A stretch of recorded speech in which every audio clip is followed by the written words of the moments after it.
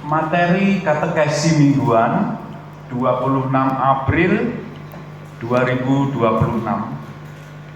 Gereja Betel Tabernakel Kristus Tulungagung. Tema liturgi. Pada katekesi minggu ini kita akan membahas hal yang berkaitan dengan peribadatan umat Kristen. Pada masa sekarang ini kita bisa mendapati banyak sekali jenis kegiatan peribadatan yang dilakukan gereja, seperti ibadah umum, persekutuan doa, ibadah rumah tangga, doa pagi atau doa malam, dan lain sebagainya. Kita tahu bahwa kitab suci kita tidak mengatur bagaimana kita harus melaksanakan ritual-ritual peribadatan. Dalam kekristenan, tidak ada ketentuan hari apa kita harus beribadah, jam berapa, bagaimana caranya. Semua itu tidak diatur dalam kitab suci. Lalu, atas dasar apa kita melakukan semua kegiatan ibadah kita ini? Tentu saja atas dasar gereja yang menetapkannya. Karena tidak diatur oleh kitab suci, maka gereja mengadakan semua kegiatan ibadah itu berdasarkan tuntunan Roh Kudus. Namun demikian, kita mengenal suatu peribadatan yang telah ditentukan oleh Tuhan Yesus sendiri. Bila kita melihat pada Injil, Tuhan telah menetapkan dua ritual utama yang harus dilakukan oleh orang-orang yang mengikutinya. Pertama, baptisan, dan yang kedua, perjamuan malam atau perjamuan kudus. Baptisan dilakukan satu kali, sementara perjamuan kudus dilakukan terus-menerus, sekalipun Tuhan tidak mengatur berapa kali dan kapan kita harus melakukannya. Sebagaimana kita tahu dari katekesi pada minggu-minggu kemarin, bahwa gereja mula-mula melakukan perjamuan kudus setiap hari, atau setidaknya setiap kali jemaat berkumpul.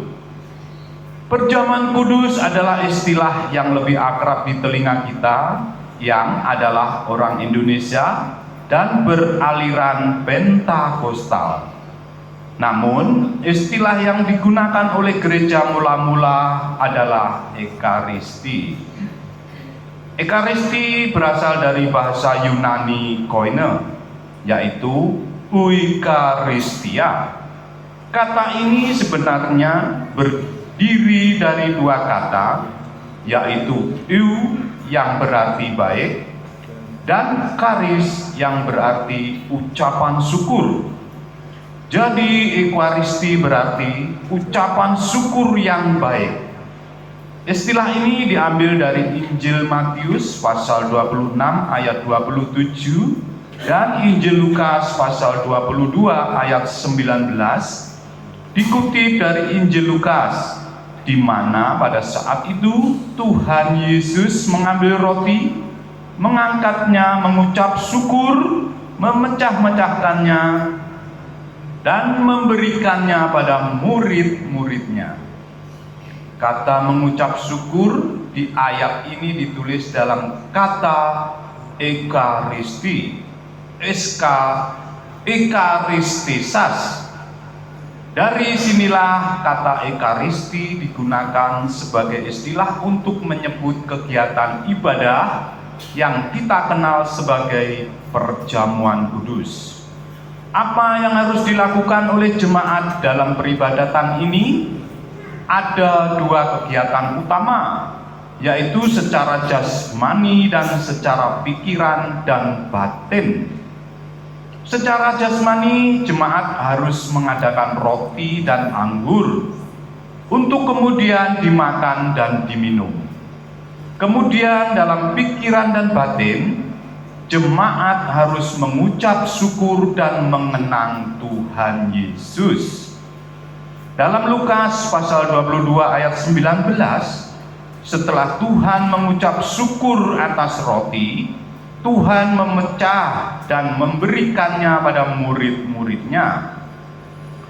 Tuhan bersabda, "Inilah tubuhku," yang berarti menjelaskan pada kita, bila ekaristi atau ucapan syukur itu kita lakukan dengan benar, maka roti akan benar-benar menjadi tubuh Tuhan.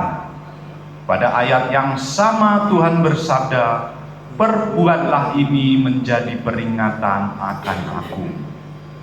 Kata peringatan yang digunakan dalam bahasa aslinya anamnesis, artinya membawa kembali dalam ingatan. Jadi, ekaristi harus dilakukan dengan ucapan syukur untuk merubah roti dan anggur menjadi tubuh dan darah Tuhan. Kemudian kita harus memakan tubuh dan darah Tuhan dengan membawa kembali dalam ingatan perjamuan yang dilakukan Tuhan. Ini adalah peribadatan yang ditetapkan oleh Tuhan sendiri, sehingga akan sulit bagi kita untuk memahaminya.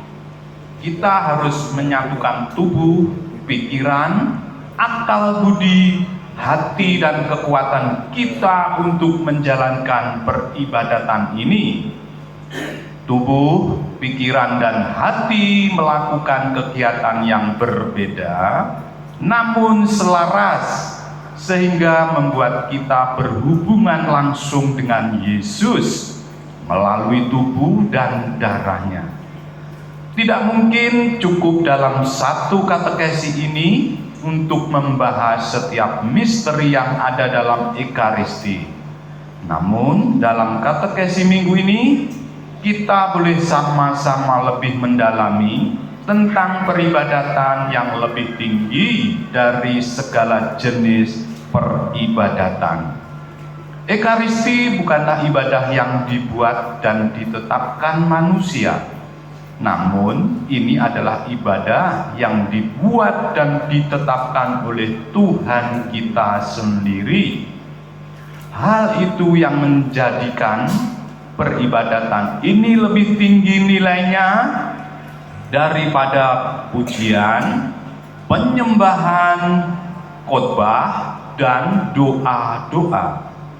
Katekesi ini akan menjadi pengatur bagi kita untuk membahas lebih dalam tentang ekaristi pada minggu-minggu mendatang, sambil menantikan hari Natal yang akan segera kita rayakan.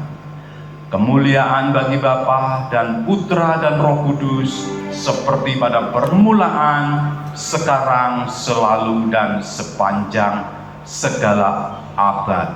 Amin.